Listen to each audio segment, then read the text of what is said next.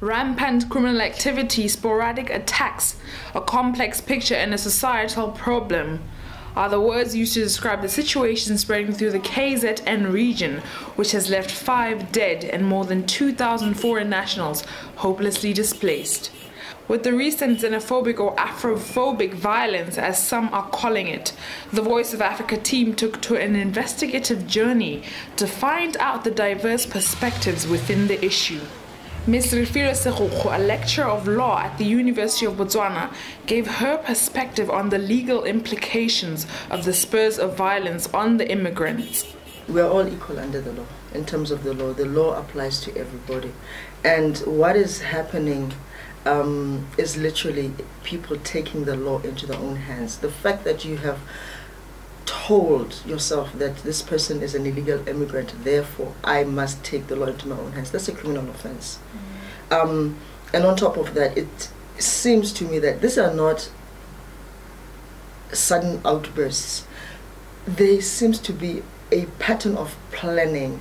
Therefore, it is a premeditated attack. And where deaths occur, that is the classic example of a murder, that you intended to cause the death of this particular individual. Whether or not they are illegal immigrants, lives are being lost because of the criminal events that are taking place. This is criminal.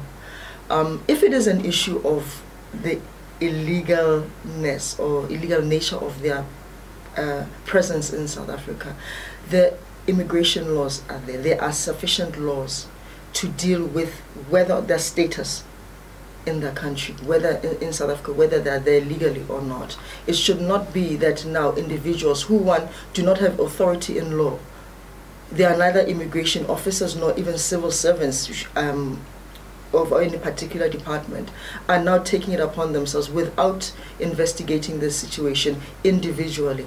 And the Voice of Africa team then embarked on a visit to the South African High Commissioner to Botswana to find out the perspective of a South African body outside of the country situation. What I think the underlying problem is that the flow of migration was never controlled, and it became uncontrollable. And normally in societies, when things are bad, especially economically, as they are now in South Africa, and people start feeling the pinch of the economic downturn, they start looking for scapegoats, people they can blame for their dire situation. And in this case in South Africa, the foreign nationals became the easy target, and because they were there in their face, especially now it looks like it's Afrophobic, as if South Africans are targeting Africans and ignoring other foreign nationals. What you don't realize is that most of these acts are happening in poorer areas of South Africa, in the townships, in the informal settlements. That's exactly where all the African migrants are located, especially the poor ones who are coming in as economic refugees, are based in these areas. And the people see them every day, they live with them, they interpret their presence as taking away from them, because now what has happened is a scramble for scarce resources.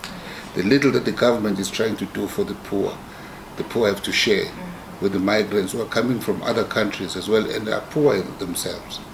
So they blame them for their own misfortune. They say that they've taken over our jobs, they've taken over our houses, they've taken the little that we're getting in terms of social development, whether it's health, education, we have to share with them, and now we cannot survive this.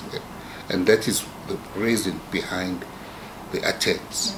The possible ripple effect of these attacks on the image of South Africa is grim, but the ambassador ensures onlookers from other African states that not all South Africans support and condone the violence, as every country has its problems and South Africa should not be shunned. To understand this in context, nobody condones this. The South African government has been very clear that it is totally against this. It's unacceptable.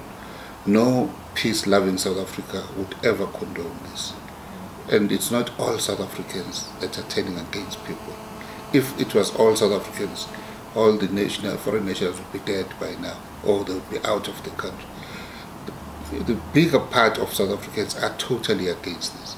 But there's a small pockets of, and which has also been hijacked by criminals as well, who are looting and taking things from people. People have to understand this from the context. Every big country has its own problem, including small countries. Whether it's in Nigeria, they have their own major problems, Boko Haram or Kenya or anywhere. You can't then collectively punish people for what is being done by a few Nigerians on the northern part of the country and then turn against the whole country.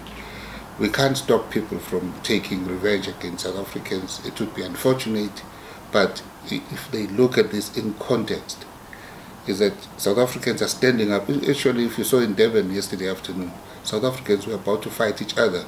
Police had to stand in between the South Africans who are totally against xenophobia and those who are pushing for it, which means that there is unhappiness about this in the country, and people are really, really trying their best. Though the situation in South Africa and Africa is unrelenting, a call to all Africans is given to use the situation to unite and address the key issues at hand for the advancement in peace of all African nationals.